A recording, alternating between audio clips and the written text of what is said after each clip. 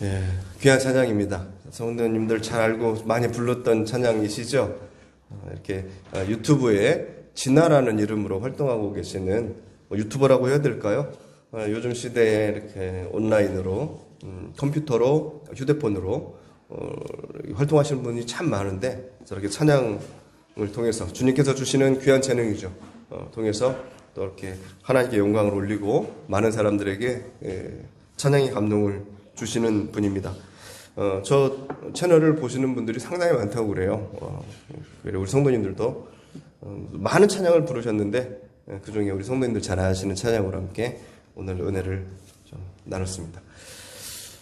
오늘 말씀 예배소서 3장 14절에서 19절의 말씀을 가지고 내 마음 그리스도의 집이란 제목으로 함께 말씀의 은혜를 나누고 싶은데요. 먼저는 오늘은 좀 어떻게 보면 좀 거창한 제목일 수도 있으나 오늘은 내 마음, 내 믿음, 내 마음과 내 믿음이 어떤 관계가 있고 또 지금의 내 마음 상태는 어떻게 해야 되는가 도전만 받을 수 있는 거기에 대해서만 이렇게 간단하게 말씀을 나누기를 원합니다. 시간이 이제 정해져 있으니까. 그래서 먼저 내 마음의 주인이 누구냐? 내 마음의 주인이 누구냐? 세상에서는 네 마음의 주인이 너다 이렇게 가르칩니다.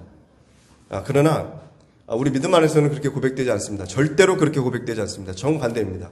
내 마음의 주인은 내가 아니라 내 마음의 주인은 하나님이십니다. 내 마음의 주인은 우리 예수님이십니다. 내 마음의 주인은 성령 하나님이십니다. 그래서 내가 생각하고 있는 이 육신, 지식, 꾀, 경험 이러한 것으로 가득 차 있는 내 마음은 늘 청소가 되어야 됩니다. 그래야 주님께 쓰임을 받습니다. 쓰임을 받아요. 우리 학생들도 세상에서 쓰임을 받기 위해서 공부하고 훈련하고 있습니다. 우리는 주님께 쓰임 받기 위해서 이렇게 믿음을 가지고 신앙 훈련을 하고 있습니다. 그런데 주님께서 분명히 말씀하셨습니다. 이것은 이제 다음에 나눌 말씀의 내용인데 주님은 금그릇 무작정 사용하지 않으십니다. 공부 잘하는 은그릇, 돈이 많은 금그릇, 보석 사용하지 않으십니다. 질그릇 일지언정, 나무그릇 일지언정, 깨끗하면 사용하십니다. 그게 말씀의 주 내용이죠. 성경 말씀에. 너희들 사용하고 싶어. 나 너랑 같이 일하고 싶어. 근데 조건이 있어. 깨끗해야 돼. 깨끗해야 돼. 깨끗해야 십자가도 질 수 있습니다. 십자가 질 수 있는 조건은 뭐였어요? 자기를 부인하고. 나를 부인하는 게 뭡니까? 금그릇. 나 금그릇인데 이러면 안 된다는 거예요. 나 은그릇이야? 이러면 안 된다는 겁니다. 이러면 십자가 질 수 없다는 겁니다. 죄송합니다. 저는 질그릇밖에 안 됩니다. 또 지금 깨쳐버립니다. 저는 나무그릇입니다. 볼품 없습니다. 할 때 십자가를 질 수 있다는 겁니다. 그런데 조건 또 하나 깨끗해야 돼요. 아무리 어떤 그릇이라든지 더러우면 쓰임받을 수 없다는 겁니다. 이건 다음 시간에 나눠보고요. 여하튼 어떻게 내 마음을 청소해야 될 것인가, 내 마음을 어떻게 잘 관리해야 될 것인가, 넓은 의미에서 나누어 보고 구체적인 또 말씀은 다음에 나눠보기로 하겠습니다. 요즘 저는요, 예전보다 주방에 있는 시간이 본의 아니게 많아졌습니다. 그렇다고 뭐 얼마나 거기 많이 있겠어요? 예전보다 조금 더 많이 있는 거겠죠. 그런데 이번 여름 동안에 저를 괴롭혔던 게 있습니다. 초파리입니다. 초파리 아시죠? 파리, 일반 파리보다 한 10분의 1 정도 작은 파리입니다. 안 없어져요. 안 없어져요. 지금도 있어요. 이렇게 추운데 지금도 있어요. 집에 초파리 한 마리도 없으신 분 계세요? 그래요? 나중에 남으세요. 예배 끝나고 남으세요. 방법을 좀 알려주십시오. 정말 징글징글합니다. 제가 좀 알아봤더니 초파리도 그 생태계에서 살아남으려고 그 생태 뭐라고 하죠? 아무튼 태어나고 또 열심히 번식하고 또 죽고 하는 과정들이 있더라고요. 번데기 상태에서 7일 정도 지나면 초파리가 된다고 합니다. 초파리가 딱 된 다음에 얼마나 지나야 짝짓기를 할 수 있을까요? 초파리는. 초파리로 딱 날기 시작한 이후에 12시간만 지나면 짝짓기를 하고요. 그리고 며칠이 지나야 알을 낳을까요? 짝짓기 한 다음에 이틀 지나면 알을 낳습니다. 알 낳고 하루 이틀 지나면 애벌레가 됩니다. 기가 막히죠. 시간이 그냥 우리 인간은 최소 1년인데 빨라야 몇 개월이고, 그리고 허물을 벗고 번데기가 되고 일주일 지나면 초파리가 되어야 돼요. 초파리 되면 또 12시간 지나서 짝짓기 하고요. 이 시간이 엄청 짧습니다. 그러니까 일단 집에 몇 마리 돌아다닌다 하면은 몇 마리 돌아다닌다고 하면은 적은 게 아니에요. 이 몇 마리 돌아다니는 그 순간 이제 막 짝짓기 하고 알 까고 막 이제 하는 겁니다. 자기네들끼리. 그게 하수구 밑이든지 아니면 어디 싱크대 밑이든지 쓰레기통 뒤편이든 어디든 간에 그들의 장소가 될 수가 있겠죠. 우리도 한 번은 쓰레기통을 아내가 청소를 하는데요. 쓰레기통 뒤편에 그 부화된 애벌레들이 잔뜩 여기저기 붙어 있는 겁니다. 대단한 놈들이죠. 대단한 놈들. 앞에 있으면 어떻게 볼 텐데 조금 또 뒤에다 이렇게 해놔요. 기가 막혀요. 어떻게 알고. 앞에다 이렇게 하면은 다 죽을 줄 아는지 음침한데 이렇게. 박멸할 수 있는 방법 아시면 알려주시기를 바랍니다. 제가 공부한 바로는 완전한 박멸은 어렵다고 그럽니다. 나와 있는 자료를 보면 그래요. 그러나 한 마리도 없다고 계신 분이 계시니까 이따 끝나고 알려주세요. 지난번에 비슷한 질문을 던져드렸죠. 욕실 벽에 있는 머리카락 왜 그러냐고 예배 끝나고 누군가 알려주셨어요. 욕실에서 드라이기를 사용하면 그런 현상이 생긴대요. 목욕할 때 샤워할 때 머리카락이 붙는 게 아니라 드라이 하면서 머리카락이 흘러서 벽에 붙는다는 겁니다. 그렇구나. 왜 그 생각을 못했을까? 얘기를 들어보니까 너무 당연한 거잖아요. 근데 저는 왜 그 생각을 못했을까? 지금 나이가 48인데. 근데 그렇죠, 성모님들. 우리가 살다 보면은요, 왜 그 생각을 못했을까? 왜 그것을 생각 못했을까? 이런 질문을요, 자주 하게 돼요. 난 한 번도 이런 질문을 해보고 살지 않았다 하시는 분 계십니까? 왜 그것을 생각 못했을까? 혹시 이런 질문을 안 하고 사신 분들은요, 굉장히 똑똑하신 분이든지 아니면 상당히 무덤덤하게 이 세상을 살아가시는 분입니다. 둘 중에 하나예요. 누구나 이 질문을 할 수밖에 없어요. 우리는 한계가 있는 존재이기 때문에 그래서 더불어 살아요. 이 사람은 이 사람을 도와줘야 되고 이 사람은 이 사람을 도와줘야 돼요. 그렇게 서로에게 필요한 부분을 채워줘야 하는 존재가 우리들이에요. 저는 전주에 와서도 그런 질문 참 많이 했어요. 왜 그것을 생각 못했을까? 왜 그것을 여지껏 모르고 살았을까? 쉬운 건데. 알기만 하면 그냥 정말 도움이 되는 건데. 자녀 교육하는 거, 요리하는 거, 청소하는 방법, 부동산, 청약 이런 거 몰랐어요. 다 알고 있는 건데 사실은. 이제는 이제 초파리 박멸에 대해서 고민을 하고 있습니다. 누군가는 답을 알고 계시겠죠? 그럼 그 답을 저에게 알려주면 그것을 왜 생각 못했을까 할 수도 있을 거예요. 몇 년을 살았는데 말이죠. 그런데 지금까지 제가 이 세상을 살아오면서 깨닫는 것은 제가 지금까지도 많이 살았다고는 하지만 제가 알고 있는 것보다 제가 모르는 것이 훨씬 많다는 겁니다. 쉬운 것조차도. 너무너무 알면 쉬운 건데도 그것조차도 지금까지 모르고 살아오는 게 너무 지금도 많아요. 그래서 인생이라는 것이 이것저것 하나씩 알아가는 게 인생인 것 같다라고 생각도 해요. 어린아이 때부터 지금까지 계속 배우고 사람들 만나고 익히고 깨닫고 나에게 필요 없는 거는 몰라도 됐지만 필요한 것 중에서는 그래도 알아서 도움이 되는 게 많잖아요. 근데 그것조차도 다 모르고 살았던 게 우리 인생이었어요. 근데 알면 삶을 풍요롭게 해줘요. 알면.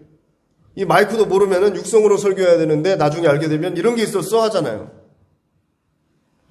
초파리를 없애는 것도 그 중에 하나입니다. 초파리가 우리 집에서 없어지면 얼마나 우리의 삶이 풍요로워지겠습니까? 당해보시면 알겠지만.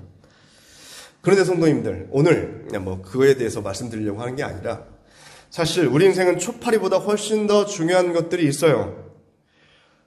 중요한 것들이 있습니다. 이 세상을 더불어 살아가는데 남에게 피해주지 않고 더불어서 재밌게 살아가는 방법, 행복하게 살아가는 방법들이 있어요. 대부분은 어디서 배우냐면 유치원에서 배웁니다. 그래서 우리가 좋은 유치원을 다녀야 하는 이유가 바로 거기 있습니다. 초등학교 잘 안 배웁니다. 물론 초등학교에서 오른쪽으로 가세요, 왼쪽으로 가세요, 건널목 건널 때는 손 들고 가세요, 이런 것도 배우겠죠.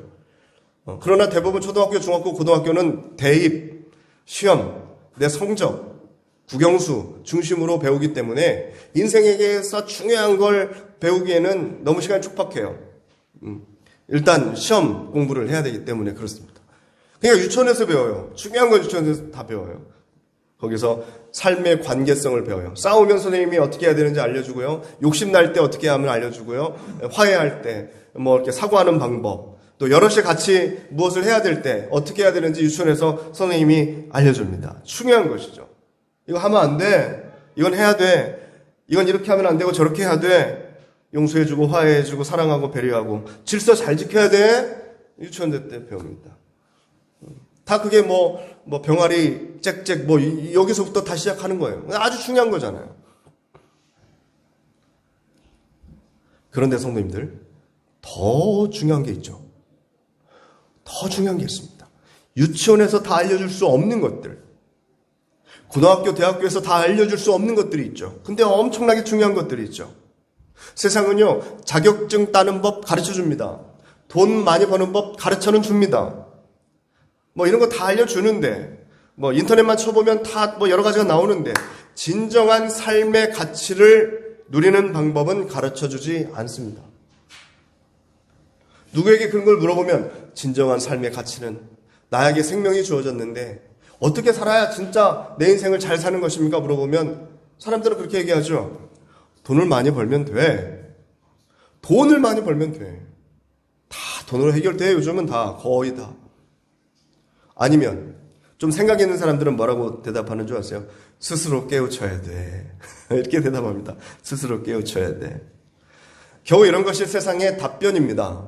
공부를 많이 한 사람들이건 오래 산 사람들이건 돈이 많은 사람들이건 가난한 사람들이건 공무원들이건 군인들이건 다 그래요.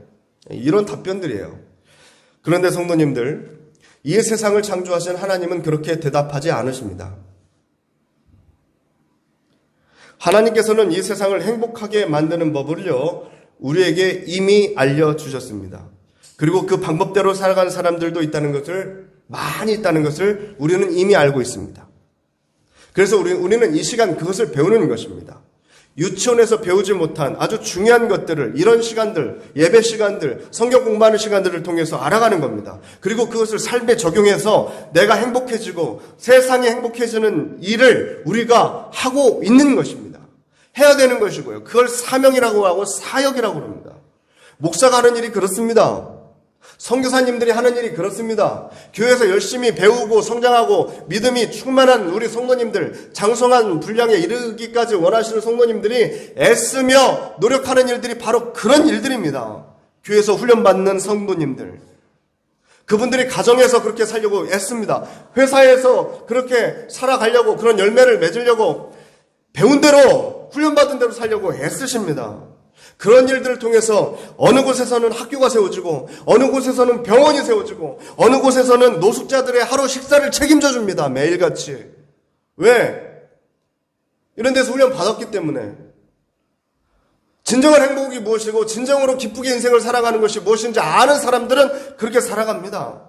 어느 곳에서는 자기의 장기를, 2개 있는 장기를 하나 떼어서 죽어가는 사람을 살려줍니다. 이 모든 게 모두 같이 하나같이 세상을 행복하게 만드는 일들입니다. 비참하게 만드는 일이에요? 아니죠. 이건 다 세상을 행복하게 만드는, 기쁘고 재밌고 정말 보람있게 만드는 일들입니다. 예수를 믿는 일, 그냥 믿고 죽어서 천국 가는 것 아닙니다. 그렇다면 저는 죽기 직전에 예수님 믿을 겁니다. 다만 예수 믿고 천국 가는 게 전부라면, 그런데 예수 믿는 게 그게 아니에요, 성도님들. 그런 의미가 아닙니다. 우리가 믿음의 삶을 살면서 그 열매들을 보고 누려야 되는 거예요. 성도님들 고생만 하다가 이 세상 살다 가실래요? 아니죠. 고생하여도 고생한 만큼의 열매를 누리셔야 돼요. 보람을 누리셔야 된다고요. 하나님 말씀 보실래요? 마태복음 5장 13절에서 16절까지의 말씀입니다. 우리가 다 알고 있는 말씀인데요. 너희는 세상의 소금이니 예수님께서 직접 말씀하셨죠. 제가 몇 번 말씀드렸죠. 너희는 복수로 생각하지 마시고 단수로 생각하세요. 너는 세상의 소금이니 소금이 만일 그 맛을 잃으면 무엇으로 짜게 하리요. 후에는 아무 쓸데없어 다만 밖에 버려져 사람에게 밟힐 뿐이니라. 사람에게 밟히는 인생을 산다는 겁니다. 결국은 너희는 세상의 빛이라. 아니요, 너는 세상의 빛이라. 산 위에 있는 동네가 숨겨지지 못할 것이요 사람이 등불을 켜서 말 아래에 두지 아니하고 등경 위에 두나니 이러므로 집 아래 모든 사람에게 비치느니라. 자, 중요한 말씀 나옵니다. 이같이 너희 빛이 사람 앞에서 비치게 하여 그들로 너희 착한 행실을 보고 하늘에 계신 너희 아버지께 영광을 돌리게 하라. 아멘. 너희의 착한 행실을 보고 다른 사람들이 너희의 착한 행실을 보고 너희의 빛의 사역, 너희의 소금의 사역을 보고 그 착한 행실을 보고 하늘에 계신 너희 하나님께 영광을 돌리게 하는 일. 생각해 보세요. 누군가 소금이 되고 누군가 빛이 되면 어떻게 될까요? 제가 빛이 되면 여기가 환해지겠죠. 성도님들 좋으시겠죠. 어두컴컴한 곳이 저 때문에 환히 비친다면, 밍숭맹숭한 삶을 살아가시는 성도님들께 제가 소금의 역할을 해드리면 성도님들 참 기쁘고 재밌겠죠. 제가 뭣도 떼어드리고 집에 있는 것도 갖다 드리고 필요한 것들 제가 나름대로 최선을 다해서 성도님들에게 도움이 된다면, 소금의 역할을 한다면 좋고 재밌게 살만 나겠죠. 행복해지겠죠.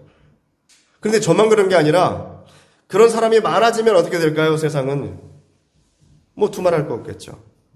그런데 저같이 예수 믿는 사람들이 이 세상에 너무너무 많아진다면 이 세상 어떻게 될까요? 이 말씀처럼 예수 믿는 사람들이 이 세상에 많아진다면, 다 빛과 소금이라면 이 세상 어떻게 될까요? 절대 망하지 않을 것입니다. 그런데 지금요, 예수 믿는 사람들은요, 지금 우리가 말씀 나누는 생각과 같지 않습니다. 비참하게도 그렇습니다. 현실입니다. 아마 우리도 거기에 포함될지 모르겠어요. 그 비참한 현실 속에. 지금 예수 믿는 사람들은 이렇게 예수 안 믿습니다. 예수 믿으면 사람들이 다 천사와 같아지고 이타적인 삶을 살면서 저 사람만 같으면 나도 예수 믿겠다, 저 사람만 같으면 나도 교회 다니겠다 하는 사람 없습니다. 그런 고백이 나오는 삶은요, 요즘 찾아보기 정말 너무너무 힘이 듭니다. 그런 교회가 되어버렸어요. 세상에서 가장 독단적인 단체가 교회가 되어버렸습니다. 징하게도 서로 사랑하지 않는 사람들이 교회 다니는 사람이 되어버렸습니다.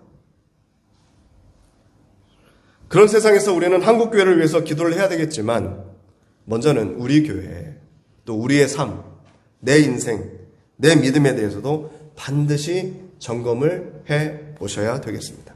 제가 서울에서 사역할 때요, 가끔 성도님들에게 선물을 하곤 했습니다. 얇은 책인데 이 책입니다. 물론 선물할 때 이 책의 비용은 교회에서 충당을 했습니다. 그래서 자유롭게 선물을 했습니다. 이 책을 그래서 저한테 선물을 받고 읽으신 분들은 저에게 좋은 피드백을 많이 해주셨습니다. 그래서 저도 선물한 보람을 느끼고 그랬습니다. 이 책의 제목은 내 마음 그리스도의 집. 오늘 말씀의 제목입니다. 내 마음 나의 집이 아니라 그리스도의 집이 되어야 하는 내용의 책입니다. 그래서 오늘 사도 바울 선생님의 말씀처럼 예수님께서는 성령님을 우리에게 보내주셨고, 그 성령님으로 말미암아 우리의 속사람을 강건하게 할 수 있다고. 강건하게 할 수 있다. 그런데요, 성도님들 다 기억하고 계시죠? 성령님이 언제 내려오셨어요? 예수님이 죽으시고 부활하시고 그리고요 승천하시고 마가의 다락방에 모여서 기도하고 있을 때 성령님이 내려오셨습니다. 근데 그때까지 예수님께서요, 제자들에게 하신 말씀들이 많이 있잖아요. 근데 제자들은요, 그거를 다 이해하지 못했어요. 예수님의 말씀을 다 이해하지 못했어요. 예수님께서요, 나는 곧 하늘로 간다는 거예요. 난 하늘로 돌아간다는 거예요. 뭔 얘기인가? 하늘로 쑥 올라간다는 얘기신가? 죽는다는 얘기신가? 사라진다는 얘기신가? 왜 올라가시냐고. 너희의 처소를 예비하러 올라가신다. 이러는 거예요, 예수님께서는. 나는 하늘에 올라가서 너희의 처소, 너희가 있을 처소를 예비하러 올라가겠다. 그런데 또 뭐라고 하시냐면, 그런데 너희와 항상 함께 하겠다. 또 그러세요. 이게 무슨 말씀이에요 도대체? 하늘로 가신다는데 또 함께 계신다는 거예요. 그것을 어떻게 이해할 것이며 그것이 어떻게 가능하겠냐? 우리는 알고 있죠. 뭘로 가능해요? 마가 다락방에 성령 하나님으로 가능하는. 예수님은 죽으셨죠. 부활 승천하셨죠. 그리고 성령님을 우리에게 보내주셨어요. 그 성령님을 통해서 우리는 항상 우리 예수님과 함께 하실 수 있는 것입니다. 믿는 자의 몸은 하나님의 뭐죠? 성전입니다. 그래서 이제 우리의 마음은 예수님의 거처가 되는 것입니다. 내 마음은 예수님의 거처가 되는 거죠. 요한계시록 말씀 기억하시죠? 3장 20절.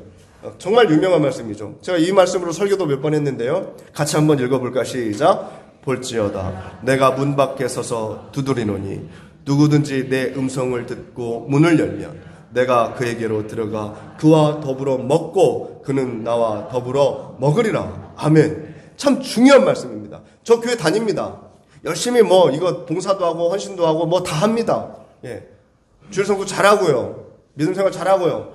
구역장도 잘하고요. 남신도 회장 역할도 잘하고요. 봉사도 하고요. 다 합니다. 그런데 문제는 예수님께서는 계속 내 마음의 문을 두드리고만 계십니다. 내 마음의 주인은 나예요. 내 맘대로 신앙생활하고 내 맘대로 봉사하고 헌신하고 내 맘대로 성경 공부하고 내 맘대로 말씀을 해석하고 내 마음대로예요. 내 마음대로. 예수님 계속 문을 두드리고 계시는 거예요. 그러면 안 되죠. 우리는 우리의 마음의 문을 열고 주님, 제 마음에 들어오셔서 나의 구원자가 되시고 저의 주인이 되어주세요. 내 주인이 되어주세요. 요청만 하기만 하면 끝이 납니다. 그럼 돼요. 근데 그걸 못하고 있어요. 제가 소개해드린 이 책, 급하면 이거 빌려가세요. 오늘 당장이라도. 주님은 우리 마음에 들어오고 싶어 하시죠. 그래서 여기 나오는 주인공은 주님을 자기 마음의 집으로 초대합니다. 주님을 초대해요. 그리고 처음에 서재를 보여줘요. 서재를 예수님하고 쭉 봐요. 근데 책꽂이에 쓸데없는 책들이 너무 많습니다. 나에게 도움이 되지 않는 책들이 있고요. 눈 뜨고 차마 쳐다볼 수 없는 잡지들도 널브러져 있습니다. 그래서 정리가 필요합니다. 예수님께서 도와주시겠다고 그래요. 그러면서 예수님께서 그 쓸데없는 책들을 다 꺼내가지고 밖에다 버려버립니다. 그리고 성경책도 끼워주십니다. 늘 말씀과 함께하는 삶을 살라고.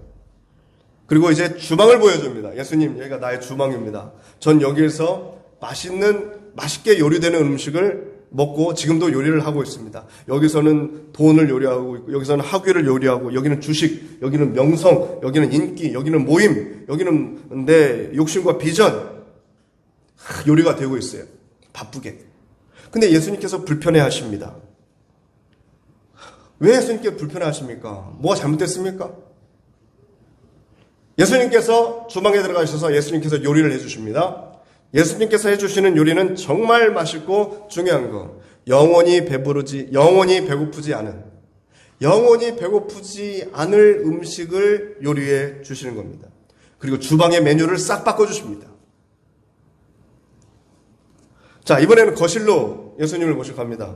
거실에는 정말 안락한 소파도 있고 분위기도 좋고 너무 평화로운 곳입니다. 그래서 예수님께서는 그럽니다. 야, 매일매일 여기서 너랑 나랑 만나자. 그래요. 너무 좋아요, 예수님. 여기는 공간도 넓고 밝고 또 안락한 의자들도 있고 벽난로도 있고 따뜻하고 예수님 여기서 매일매일 만나요. 그렇게 약속을 했는데 시간이 딱 지나자 거실에는 누구만 있냐면 예수님만 벽난로 앞에 그냥 쭈그리고 앉아 계시는 겁니다. 그리고 계속 주인공만 기다리고 계셨습니다. 바쁘게 살다 보니까 예수님과 약속한 시간들은 다 잊어버린 거죠. 그리고 몇 개의 더 방이 나오는데 그거는 나중에 책을 보시고 그 중에 하나가 벽장입니다. 그 벽장은 아무에게도 알리고 싶지 않은 방입니다. 예수님께 보여드리고 특히 예수님께는 보여드리고 싶지 않은 장소입니다.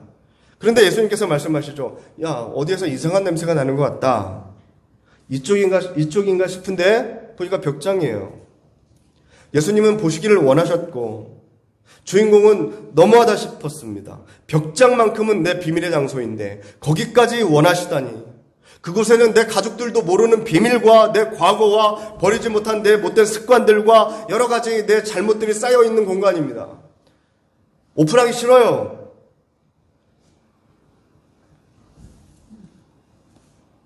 그러니까 예수님께서는 더 이상 냄새나는 그곳에 같이 있지 못하고 예수님께서는 그곳을 뛰쳐나가 버리십니다. 어떻게 해야 되나? 나는 이걸 지켜야 되나? 예수님을 붙잡아야 되나? 결국은 그 벽장의 열쇠를 예수님께 내어드립니다. 그리고 예수님, 청소해 주세요. 부탁합니다. 제 힘으로는 청소 못하겠어요. 예수님도 알지? 그래, 네 힘으로 청소하지 못할 것들이 들어있는 것 내가 다 안다. 쓸데없는 물건이면 들어다 버릴 텐데 거기에 있는 것은 물건들이 아니었잖아요. 버려야 하는 것은 맞지만 정말 내가 버릴 수 없는 그 나의 그 더러움, 나의 추악함, 나의 잘못된 습관들 말이죠. 저는 그곳을 청소할 힘이 없습니다. 예수님께서 팔을 걷어붙이시고 벽장을 여시고 거기 썩고 있는 모든 물건을 꺼내어서 저 멀리로 다 버리십니다. 그리고 그 벽장을 환하게 다시 수리하십니다. 예수님께서는 벽장이 있을 필요도 없어 보이시는 것 같습니다. 환하게 바뀌었습니다. 거기서는 이제 아름다운 향기가 나고 집안의 분위기까지 싹 바뀌게 됩니다. 그렇게 되니까 이 주인공은 마지막에 자기 집의 명의를 이전합니다. 전에는 내가 주인이었는데 이제는 예수님께서 그 집에 내 집의 주인이 되는 거죠. 책의 내용은 대략 그렇습니다. 우리가 살고 있는 집이 있죠. 저희는 여기 3층에 사는데요. 이 3층의 집이든 내 마음의 집이든 간에 여하튼 두 개 다 정리정돈이 잘 되어 있어야 합니다. 그런데 성도님들 아시다시피 정리정돈이 너무 강박적이어도 문제고 너무나 안일해도 문제입니다. 집에서 장갑을 끼고 사는 사람도 제가 봤습니다. 균이 묻을까 봐서. 그 정도로 세균과 민감한 사람들이 있는데 반면에 쓰레기와 함께 사는 사람들도 있습니다. 아니면 어떤 벽장이나 장롱 같은 곳에 싹 다 밀어넣고 나중에 날 잡아서 청소하시는 분들 이런 사람들이 있습니다. 서양의 격언 중에 하나가 이런 격언이 있어요. 내가 먹는 것이 곧 나이다. 내가 먹는 것이 곧 나이다. 내가 무엇을 먹고 그 먹는 것으로 어떻게 건강을 유지하는가. 그게 내 인생이 달려있다. 이런 말이겠죠. 먹는 것 중요하죠? 그것처럼 내가 사는 것도 중요합니다. 특히 물건들 중요해요, 성도님들. 내가 어떤 물건을 가지고 있느냐. 내가 가지고 있는 물건들을 쫙 보면 누가 보여요? 내가 보여요. 내가 아끼는 물건들이 무엇이냐 보면 그냥 내가 보입니다. 내가 버리지 못하는 물건들을 보면 내가 보입니다. 중요한 거라고 버리지 못하고 가지고 있는데 먼지는 수북히 쌓여갑니다. 내 마음속에도 먼지가 쌓여가겠죠. 그곳에서 곰팡이 냄새가 풍겨날 수도 있습니다. 집안에는 정리가 필요합니다. 그렇듯이 내 마음의 청소도 반드시 필요합니다. 요즘 제가 설거지를 가끔 하는데요. 설거지 그릇이 넘쳐날 때가 있습니다. 이렇게 쌓여있을 때가 있어요. 설거지가 쌓여있으면 오히려 설거지 하기가 싫어집니다. 설거지 하기도 싫어지면 뭣도 하기 싫을까요? 요리도 하기 싫어져요. 요리도 하기 싫어질 뿐더러 요리할 수도 없고요. 그릇이 있어야 요리를 하지. 당장 먹을 그릇이 없는데 답답해지는 거죠. 그런데 그곳이 깨끗이 치워지면요. 당장이라도 요리를 하고 싶어지는 그런 공간으로 바뀌게 되죠. 주부들은 쉽게 이해하실 겁니다. 우리가 집에 들어오면은요. 내가 이제 어디에 사는가 중요하지 않습니다. 내가 집에 들어오면 나는 월방 3길 18번지 이건 더 이상 중요하지 않아요. 집에 들어오면 내가 이제는 어떻게 사는가가 중요하게 되는 거죠. 그런데 사람들에게 물어보잖아요. 어디에 사세요? 대답 잘해요. 나는 어디 빌라, 나는 어디 아파트, 이번에 새로 진데 나는 거기 살아. 말은 잘해요.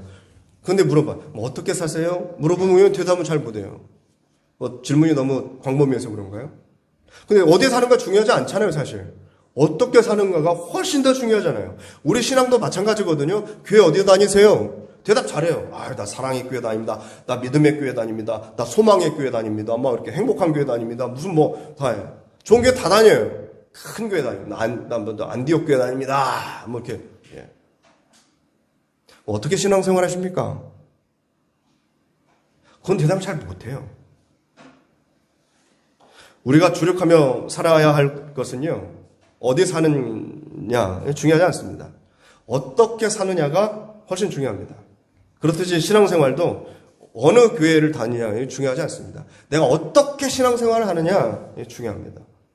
그래서 우리의 신앙생활을 정리정돈할 필요가 있는 거죠, 성도님들.